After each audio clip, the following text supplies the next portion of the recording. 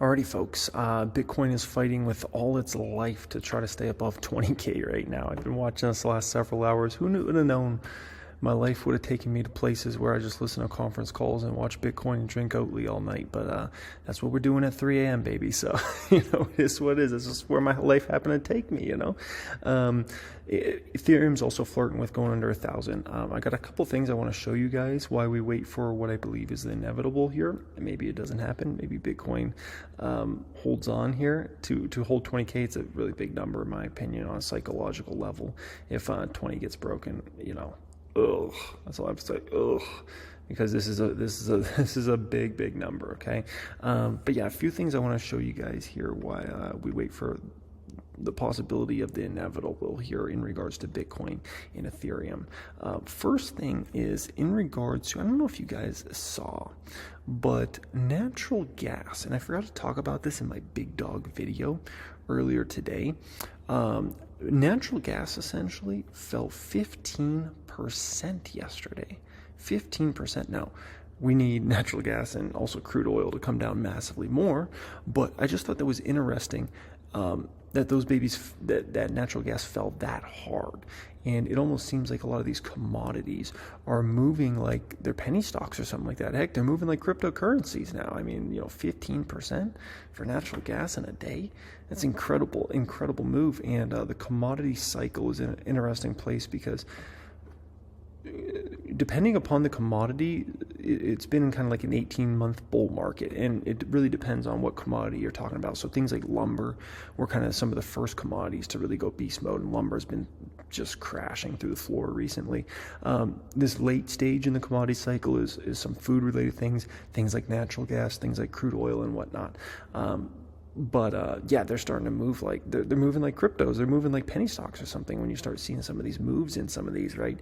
And they'll only be able to hold these gains that they've had for so long. Something else I thought was interesting is when you pull up cryptos in general, something very interesting going on here. And I mean, this is very, very interesting for everybody watching this to understand. And that is these smaller cryptos are surprisingly doing better than Mama and Papa. Okay, they're surprisingly doing better than Bitcoin and Ethereum, which is, I would describe it as extremely strange. But if you think about this for a moment, right, is almost like a divergence. If you think about the smaller cryptos, right, whether that be a Bitcoin Cash or, XRP, Ripple, anything that's, let's just call it a smaller coin. Who owns those for the most part? A lot of retail usually owns those, right? Kind of like, smaller cap stocks sometimes are owned more heavily by retail versus, let's say, big tech that's very much big money, right? Wall Street money and things like that. Well, Bitcoin and Ethereum, because of their popularity over the past several years, has attracted a lot of big money into it, a lot of Wall Street money and things like that. And so with the mess of the financial markets, I think it directly hurts things like Bitcoin and Ethereum more than a lot of the smaller coins. And you would usually think, like, conventional wisdom would tell you if you're in a crashing market, like, the small coins will do far worse than things like Bitcoin and Ethereum. But that's actually not what we're seeing play out. And it's the equivalent of, like, if we saw the Russell stocks, small cap stocks doing well while, let's say, big tech fell, and like Apple and Google and those sorts of stocks just fell through the floor. So there's clearly a divergence going on out there. Now, this is pretty interesting here. Michael Saylor, this came out here today, and obviously in regards to Bitcoin, Michael Saylor basically says no margin call on Bitcoin loan. That came out 17 hours ago. Now, the big number has been if Bitcoin went under 21. That's what's been put out there. And it's really hard to get information on exactly when they would get margin called, exactly how much collateral they need put up at different prices. Like what if it goes to 20? What if now it's already in the 20s, right? What if it goes to 18 Bitcoin? What if Bitcoin goes to 16,000? What if it goes to 14,000? How much collateral? It's very muddy. I would describe it as that, very muddy on what exactly happens here. Now, the reason I think it's muddy, and the reason I think, Michael Saylor and MicroStrategy is kind of leaving this into a muddy situation, is I don't think they want to necessarily telegraph hey, at this price, we're going to have to come up with this much collateral. If it hits this price, we're going to have to come up with this much. If it hits this price, we're going to have a margin call, things like that. I don't think they really want to do that. And I think the reason they don't want to do that is I think they don't want to freak out, one, their investors even more. Two, I don't think they want to freak out, and this is even more important, I don't think they want to freak out the Bitcoin market even more, right? Because then if you know there's a line in the sand at this price, and they would have to come up with this collateral or potentially sell off Bitcoin or do this or do that, then that's a situation where it could be even more fearful in the market. Don't matter what, it's almost like in a no-win situation. It kind of reminds me of the Fed right now, where they're kind of in a no-win situation where it's like they need to raise interest rates a ton, but the more they raise interest rates, the higher probability they're going to crash the economy. So they're almost in like a no-win situation. It almost reminds me of this Michael Saylor situation, where if he comes out and telegraphs, the specific prices that they would get margin called on, how much collateral they need to come up for, what their plan was, that could lead to more fear in the market as well.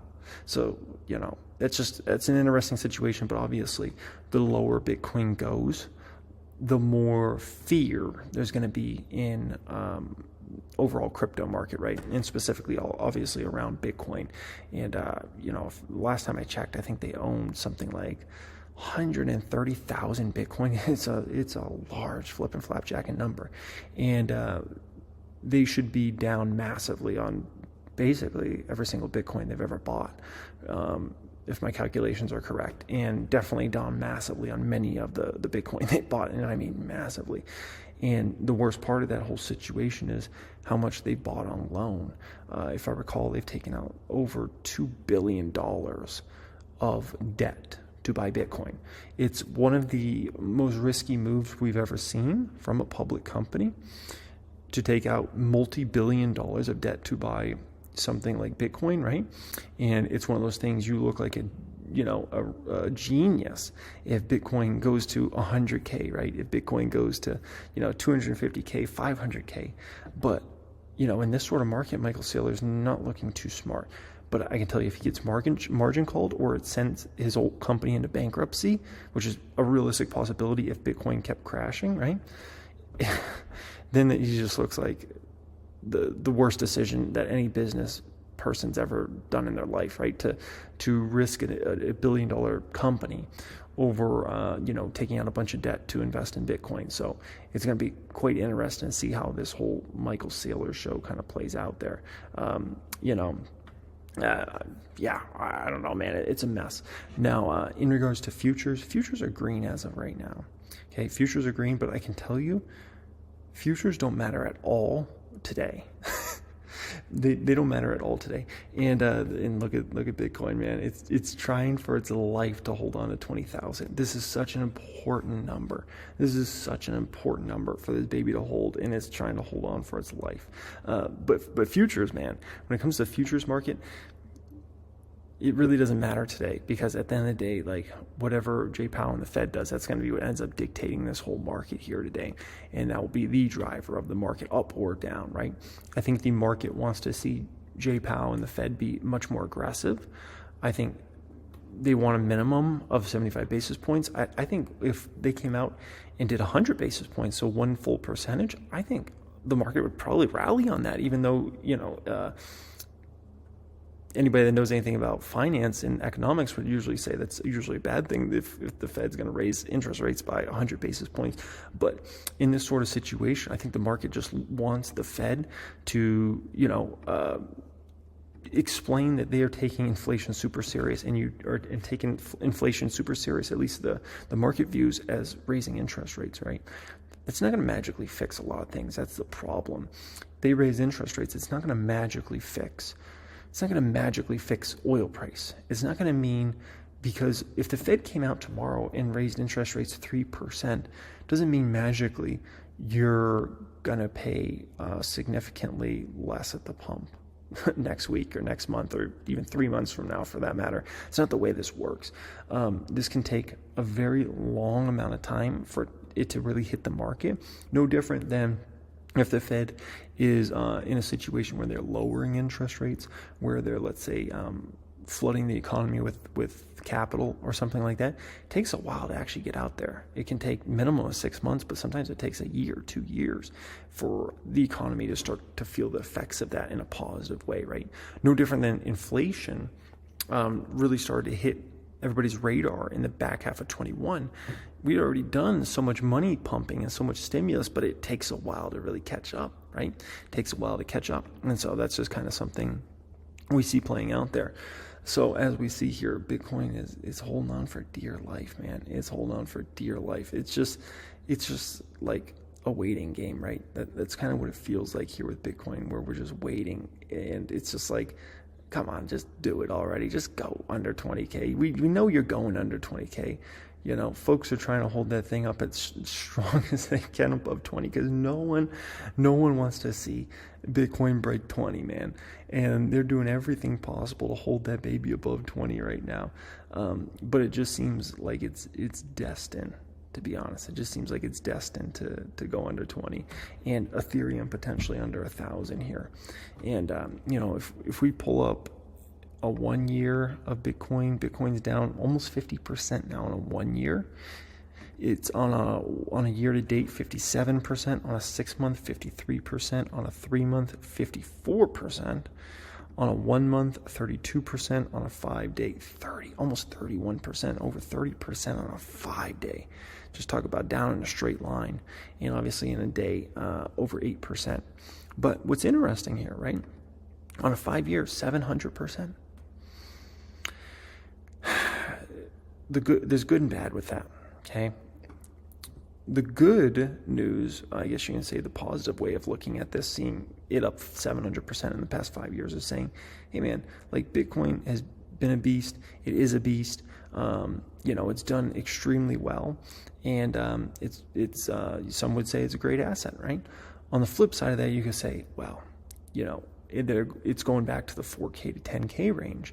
Now, that's where Bitcoin was for years. For years, Bitcoin was between about $4,000 and about $10,000, okay? If you're talking about 10,000, that's still another 50% down from here. 50%. I mean, if you're talking, you know, let's say 5,000 from here, that's what, 65%? You know, something like that. Like that's an insane number to think about, right? Like just an absolutely insane number to think about. It would be 75%, like 65 to 75 to 70% or so. It's just a massive number to just think about, and like how bad this could really get if we're going to get back to those sorts of ranges. Now, maybe it doesn't happen, but you know, if we look just prior to Rona, right? Where was Bitcoin trading at just prior to Rona? Let's see. February. So just under 10K. Just under 10K. Dang, man. So if we're going to go back to those pre-Rona numbers, shoot, man, that's another 50% plus down from here. And the reason that number is important is that's a number a lot of people look at, you know, on the NASDAQ, for instance. And a lot of people are saying, you know, we're going to go back to the pre-Rona highs, essentially. And that's what a lot of people have in the sand. And pre-Rona highs for NASDAQ was, if I recall, like 9,700, 9,500 or something like that, which would be like another 1,000 points down for the NASDAQ. And so if you're talking about we're falling to there for Bitcoin, oh my gosh, man, that's a lot more devastation. That's a lot more dang devastation. Oh my goodness. So we'll see what happens there. Well, it didn't happen on my live stream. It didn't go down to 20. Or under 20, I should say. It's 20, but it didn't go under 20. It seems like it's just waiting. But they're fighting strong, man. They're fighting strong. They're trying to hold that baby up.